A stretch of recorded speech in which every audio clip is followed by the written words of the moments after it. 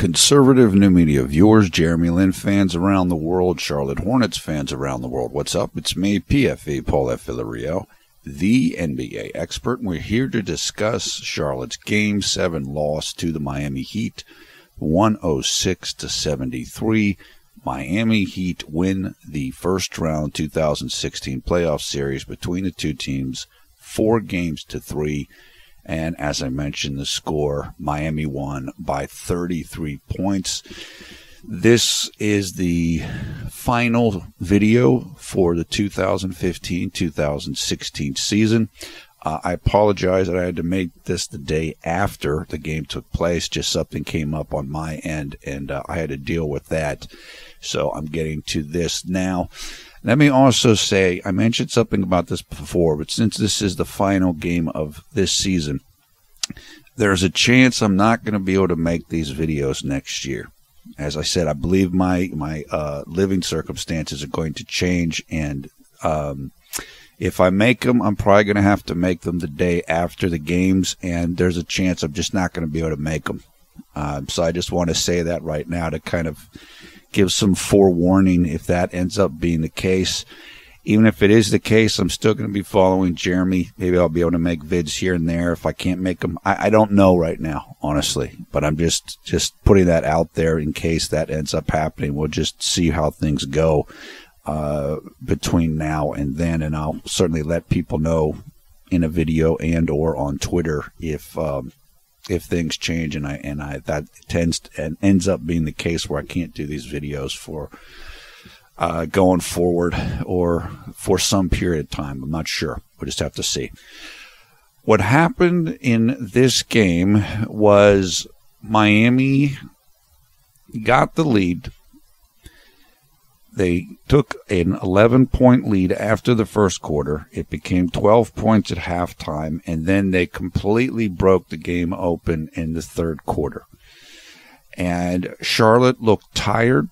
They looked a bit ragged. Miami was focused, and as I said, I think Charlotte just looked worn down. They looked the playoff games are so intense.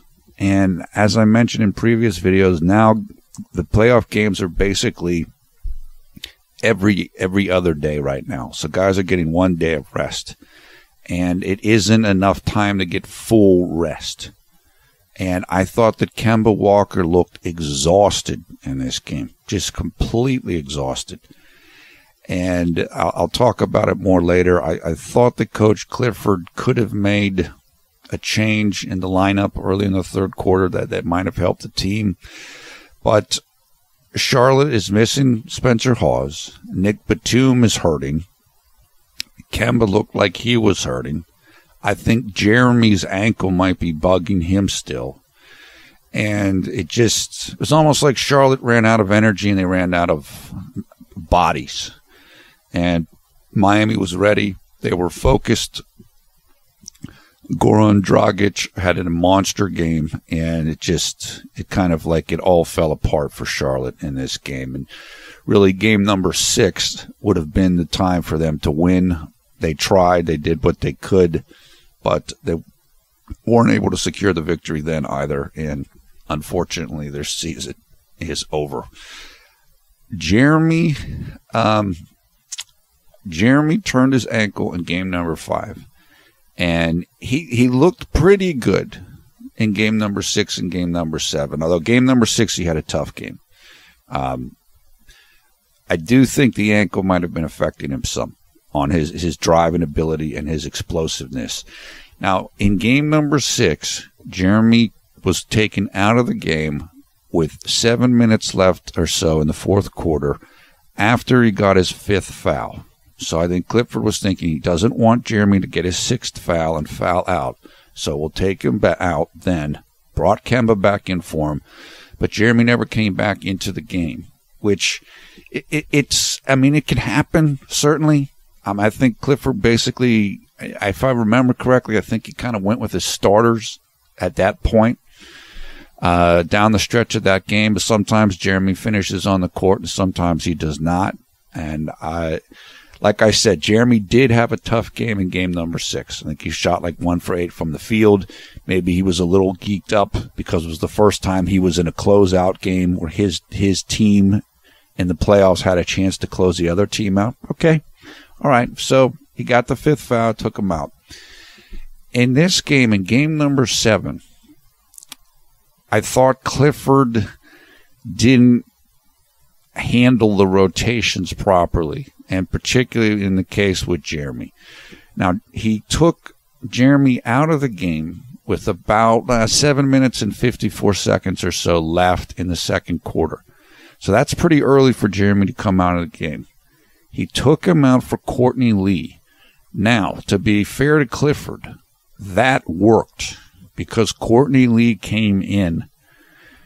He started scoring points, and he's bigger and can defend maybe a little bit better than Jeremy against somebody like Dwayne Wade. So that was kind of a gamble by Clifford there, and it worked. So I give him credit for that. However, I think that the mistake that Clifford made in this game was at the start of the third quarter. And again, in the third quarter of the game, Miami outscored Charlotte 29-11. That's when this game completely got out of hand. In the third quarter of this game, Kemba Walker looked completely exhausted. He just looked like he had no energy at all. And Dragic was just killing Kemba off the drive, just taking him to the basket over and over again. That's when I think that Steve Clifford should have put JLin in for Kemba Walker early there in the third quarter, just to give Kemba a rest. And so that Jeremy plays good defense, and he's bigger than Kemba is, and he matches up better with Dragic, who's 6'3", 6'4". He's got several inches on Kemba. That was the core mistake that I think that Clifford made in this game. Look, he gambled with Jeremy earlier by taking him out and putting Courtney Lee in, and it worked. But this didn't work. And by the time that Charlotte took a timeout, somewhat earlier in the middle of the third, the game was basically over. So that's where I think that Clifford lost it. Now, if Jeremy comes in, does Charlotte win? I don't know. Maybe not. Maybe they still lose this game. But I think that was the core mistake that was made in this game by Coach Clifford. And then Jeremy came out of the game for Troy Daniels with like 8 minutes left in the fourth quarter. Now, at that point, the game was like 20-some point deficit. Still, it was all starters and Troy Daniels then.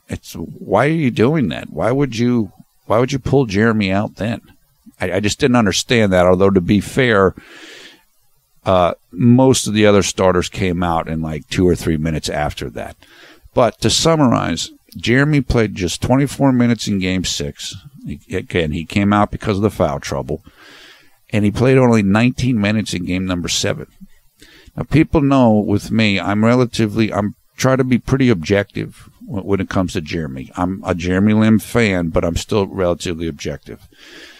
I think that Jeremy, I don't know if he seemed to show some inexperience in Game 6 and Game 7. Like maybe he was a little too nervous, a little too tight, maybe not exactly focused or whatever, but still, I really believe that had Clifford put him in for Kemba in that third quarter, things might have been a lot different.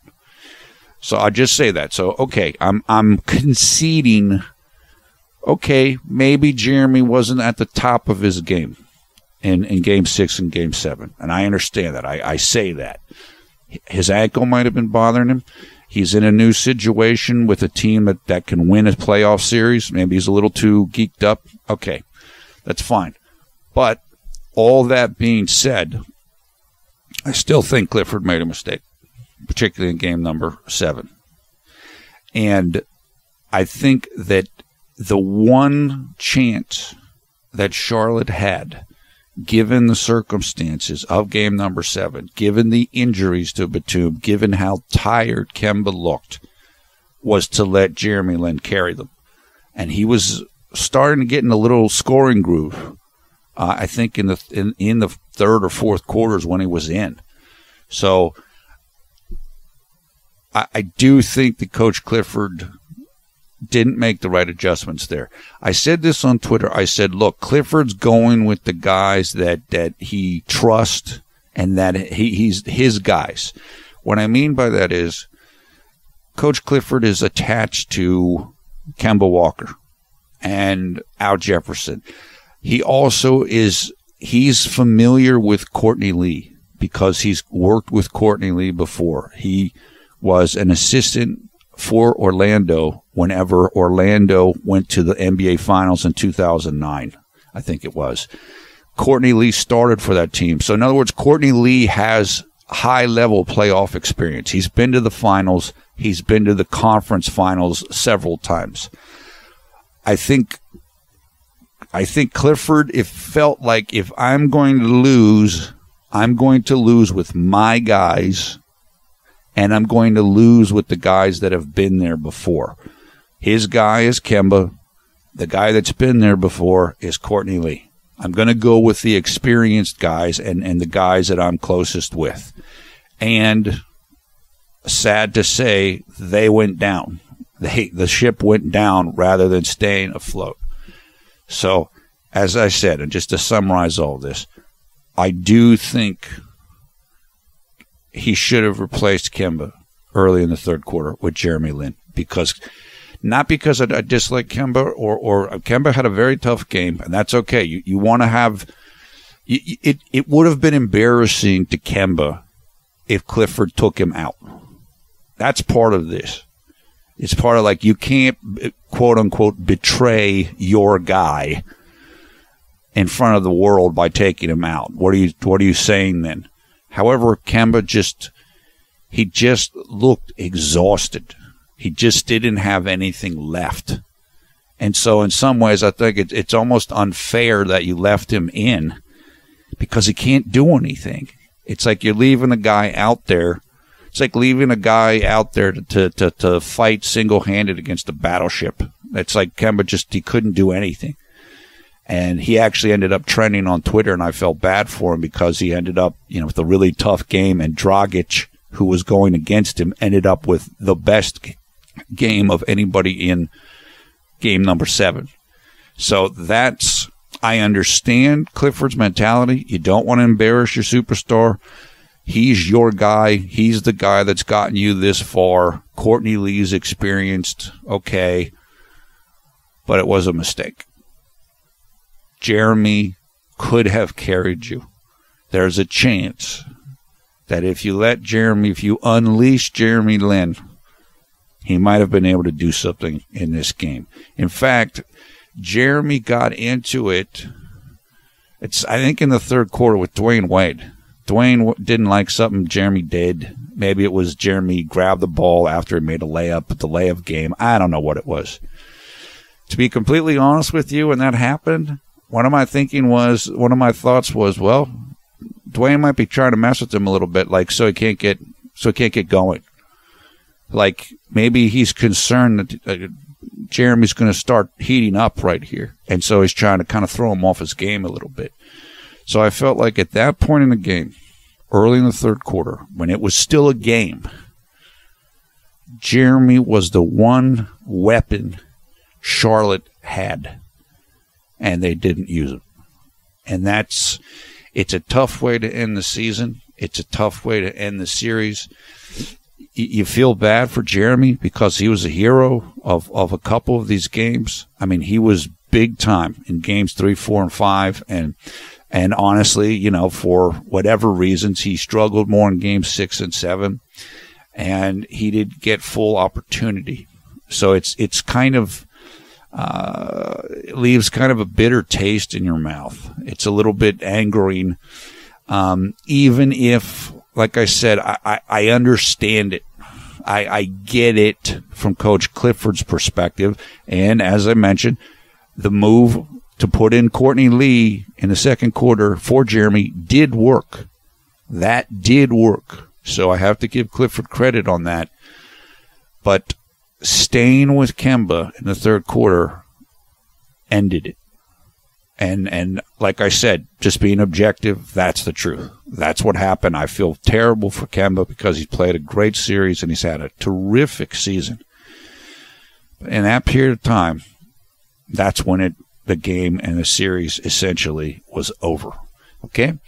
So let's summarize then this entire season for Jeremy. I think this has been a great season for him. I think he's progressed as a player.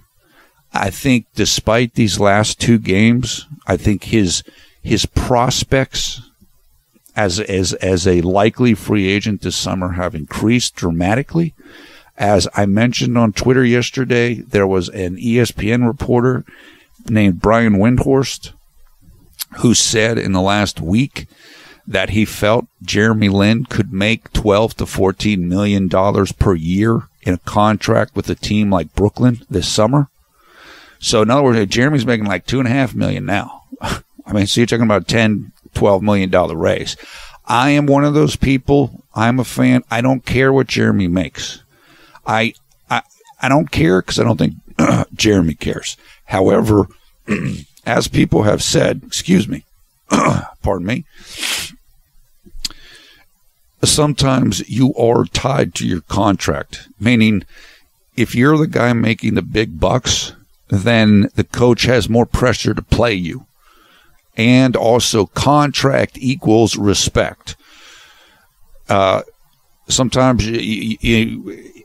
if you have a lower deal, people will devalue you. They think you're not that good. So it's almost like, well, you are what you earn. Jeremy himself doesn't care about the money. I know that. Most of the fans don't care except for the reasons I just said. They want Jeremy treated fairly. They want him to get what he's actually worth.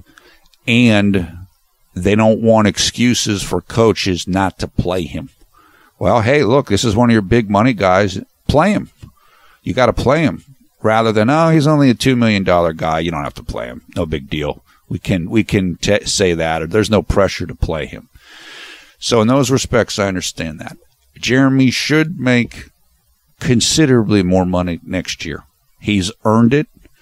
The salary cap is going up. He is more in demand based upon what he's demonstrated in these playoffs. And that's fantastic. He's definitely learned how to play more off the ball and as a shooting guard this season. I think this is the best version of Jeremy that we've seen. And as we've said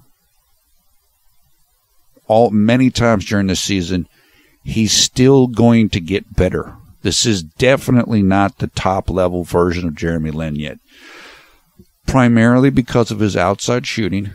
He's still working to change his shooting form, which I'm sure he and his team will be working hard on this summer. It does take time. And because he's going to get more experience. Think about how well Jeremy played in these playoffs versus how well he played in the playoffs in 2013 against Oklahoma City. There's no comparison. He was much better in these playoffs. And as I said earlier, to be honest, I don't know if the energy and the focus and whatever was what he wanted it to be in Game 6 and Game 7. You don't know how to get prepared for something until you go through it. But once you go through it, then you can adjust. Okay, maybe I'll be a little bit more whatever. I'll be a little bit more whatever it is. And now that Jeremy has gone through that, he'll be more prepared and better prepared the next time he's in the playoffs, the next time he's down the stretch, the next time his team is getting ready to close out an opponent. And as the playoff atmosphere gets more and more amped up. So those are the two things I expect the most improvement from in JLin and where he's got a lot of room for improvement. His shot is definitely going to get better. I don't know how long it's going to take. It takes different people different amounts of time for them to get used to a new shooting form. I'm definitely confident that he'll get it. And I know that the more he goes through and the more experience that he gets, the better he's going to be able to perform in playoff situations. So this series is only going to help him in that regard. And so the next time that he's on a team and they're in this situation, I expect Jeremy's going to be even better than he was in this playoff series. And he was pretty good. He was really good for most of this series. So that's kind of where I'm coming from. I'm very excited for this summer. What Jeremy's situation is that has a player option for next year. And what I think that means is he can say to Charlotte, okay, I'm just going to play next year for the same contract, for the same money, and I'll just stay here. It is expected that Jeremy will opt out of that contract, opt out of that option year, and he will then become a free agent. I believe that begins on July 1st. So between now and July 1st, my guess is, we won't hear too much. Just kind of lay low. We have to get through all the playoffs. Jeremy and his team, I'm sure they'll start planning. I don't think Jeremy can officially opt out, and I don't think he can talk to any teams until July 1st.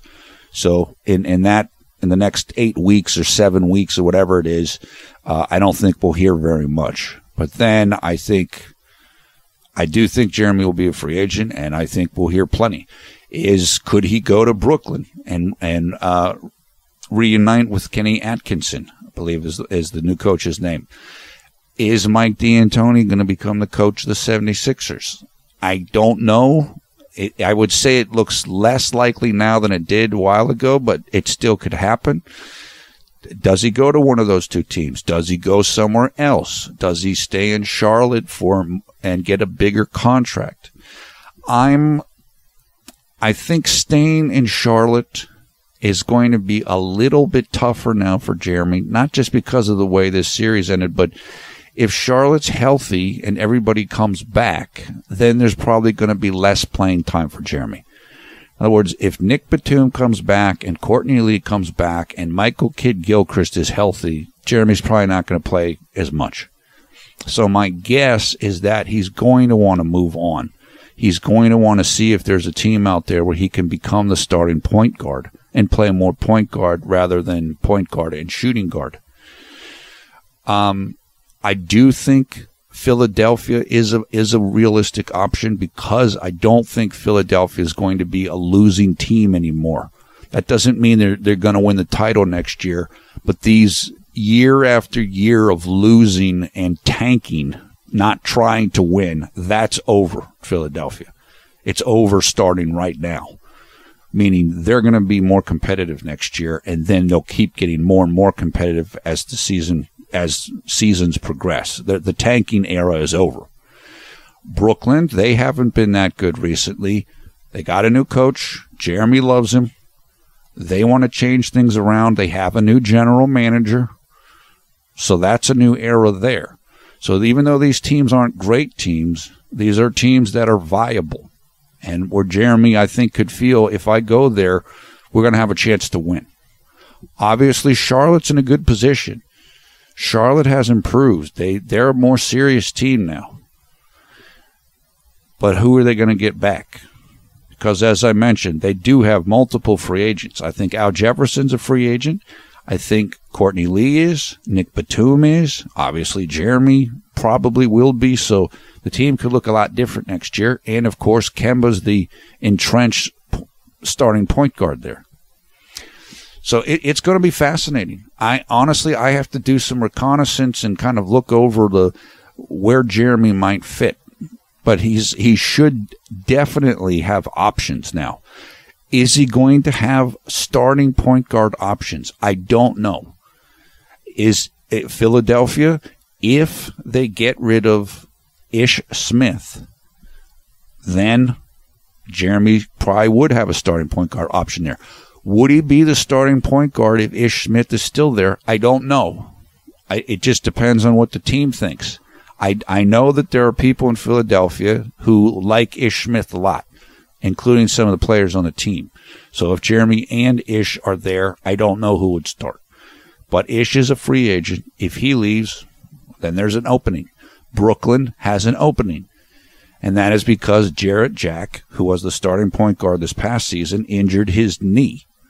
And it's likely he's going to still be out for a while going into next season, I would believe. So there's probably an opening there for starting point guard.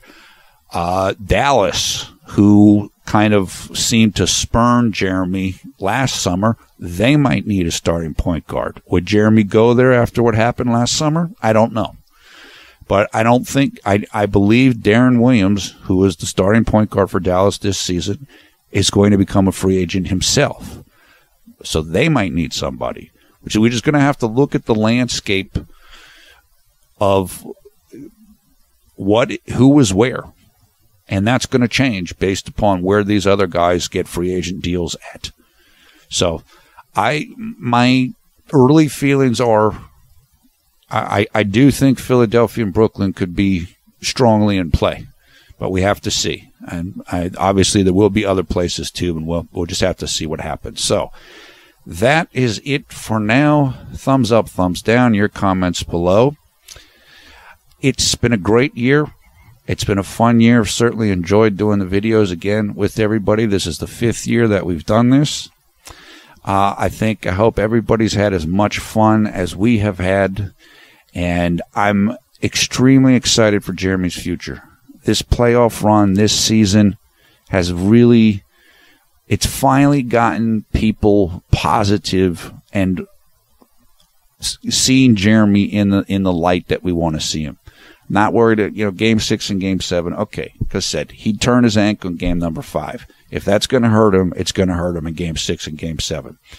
And Clifford made the decisions that he made. And okay, but Jeremy's passed like every test this year. He's just as the best he's performed in the playoffs. He played a great role on a very good team. Remember, this team, Miami's a very good opponent. I think if Charlotte would have played another team in the first round, they probably would have won. Except for Cleveland. If they would have played any other team in the East in the first round, I think Charlotte would have won, including Toronto. So it just was an unfortunate matchup, but it's been a very successful year. Charlotte was top 10 in offensive rating and defensive rating. They were elite. Jeremy got good coaching from Clifford. Despite what Clifford might have done in Game 7, I think Steve Clifford is an outstanding coach. Jeremy got to spend the year with Stephen Silas, learn from him as a coach as well. I think this has been a terrific year for Jeremy, and it's an uplifting year after the 3 years of kind of whatever in Houston and in Los Angeles. Look, somebody asked me, what about Los Angeles? Could Jeremy actually become a Laker again now that Kobe and Byron are gone? Yeah, he could. He's not going to start, though. If he becomes a Laker, the starters are almost certainly going to be D'Angelo Russell and Jordan Clarkson. So, I mean, he could. So in other words, Los Angeles has a lot of cap space. If Jeremy can't find a starting role in the league, or he doesn't see one that he likes, yeah, maybe he could go back to the Lakers. Now, I don't know how Mitch Kupchak and Jim Buss feel about him, but I think that the prime issues that were there were Byron and Kobe for Jeremy. So yeah, that it's possible that could be an option too. I don't know. That's what's good for Jeremy now is he's going to have people that want him, and situations are changing. So there should be a fair amount of opportunities. I think that most fans want him to start. Most fans would like to see Jeremy find a starting spot if he can. So we'll see. Los Angeles Lakers might not be real high on the list, but I have no idea right now. Just going to have to see what the landscape is. Okay, thank you to Gary Chen for the artwork you're looking at right now. Gary is a member of the Jeremy Only Lin Garden fan group, which is headquartered in Taiwan. You can learn more about Gary and Jeremy Only Lin Garden by following the information for them in the video description below the video player. Also, in the video description, you'll find highlight information for this game. Finally, in the video description, You'll find information how you can join the Conservative New Media Facebook group and how you can come follow us on Twitter. I'll still be around on Twitter, although this is going to be a busy summer for me. But if I'm around and I have internet access and, something happens with Jeremy or rumors about free agency, then, obviously I'll try to post that stuff when I can. Once again, I'm PFE Paula Villarreal, the NBA expert. Thanks a lot for watching Conservative New Media. We strive to be the #1 JLin YouTube fan channel. As I said, it's been a successful year. It's been a building or rebuilding year for JLin. As I said in one of the recent videos, the arc for JLin is he was on nobody's radar screen at the start of his career. And then Linsanity happened. And then he went to go and start for Houston. And honestly, his skill set wasn't complete yet. We know maybe the teammates and the coaches weren't the best thing for him in terms of how he was handled. He was still learning how to deal with the pressure. Remember, Jeremy would get upset. He'd cry after tough games. He'd really get hard on himself for losses. He felt like he had to be the savior of Houston basketball. And those were like that. And Los Angeles with the supposed issues with Kobe and Byron Scott, that's like the low point. So it's like Jeremy almost went down down to where he was at the start of his career. He wasn't as valued last year after those 3 tough years. Now he's on the rise again. He's on that, I don't want to say it's the Linsanity ascent, but he's on the way up again. He's getting credit again. He's being respected again. Now he's likely to become a free agent. His skills are much improved. He's much more experienced. He knows, just even for himself, he knows how to handle the ups and downs of the league and even the playoffs, and losses ease better and easier. He's learning. He's growing. His game is much further along. He knows what he has to work on to complete his game in terms of shooting and maybe a couple other things. Now he's solidly back on the map and on the rise. And he's pretty much in his physical prime, or he will be soon. So things are perfectly positioned to improve for him and to really kind of reach a higher level, maybe even reach the peak of his career. Beyond Linsanity, because, look, Jeremy will tell you that even in Linsanity, part of Linsanity was that the whole league wasn't ready for him. They didn't scout him out. They didn't know enough. Now they know enough, and his skill set is much better now. And so now he can become a new thing. He can become, again, I've said Linsanity, prime, whatever. It doesn't matter what you call it. But he's ready to come back on the full stage.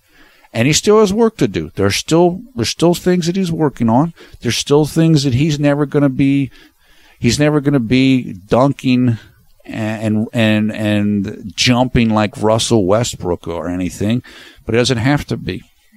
He can get his game. He can be a force, 9 in, 9 out, be consistent, be ready for big-time playoff games and performing at the level that he wants to.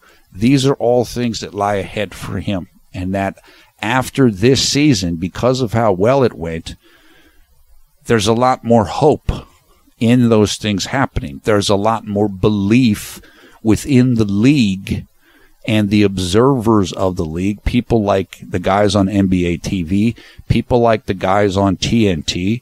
They can see Jeremy doing that now. His fans always believed he could do that, but now everybody else thinks he can do it too, which means he's going to have a lot more value.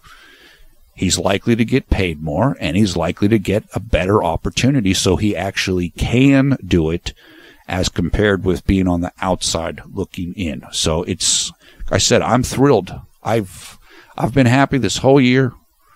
I'm a little bit upset with how game number 7 went, but I get it.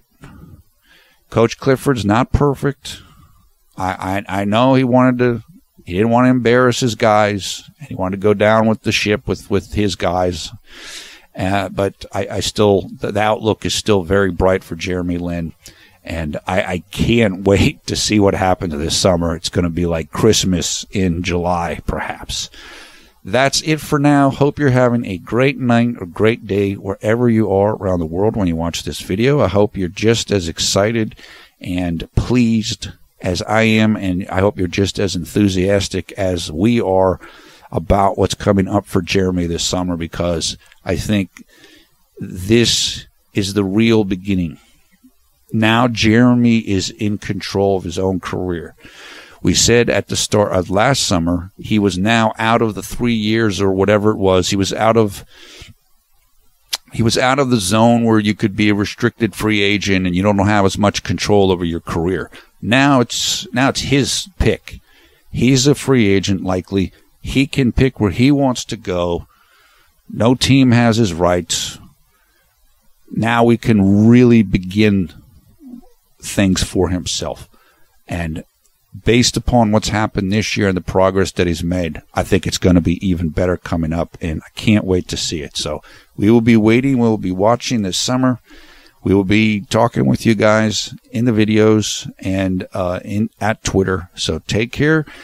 We'll talk to you again soon. Have a terrific summer or winter if you're in the Southern Hemisphere, where, of course, many of you are.